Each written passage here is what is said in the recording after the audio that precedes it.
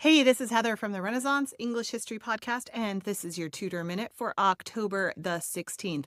Today, in 1555, the Protestant bishops Hugh Latimer and Nicholas Ridley were burned at the stake in Oxford under the orders of Mary I.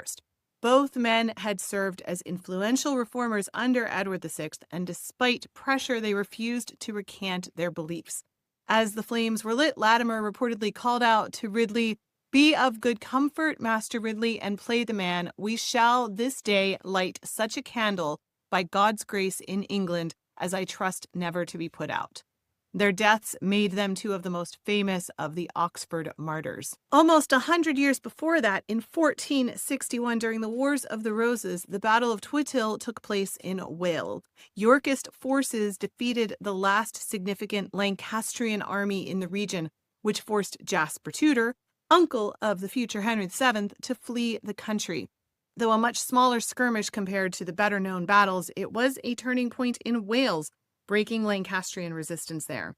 Also, finally, today in 1532, English and French nobles gathered near Calais to prepare for a grand meeting between Henry and Francis I.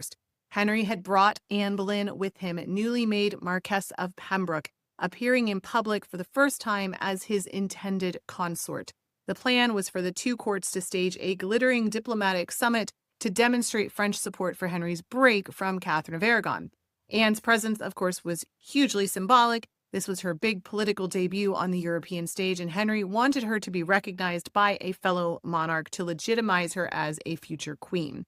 Although Francis did receive Anne courteously, the long-anticipated full ceremonial meeting between the two kings never materialized in its original form.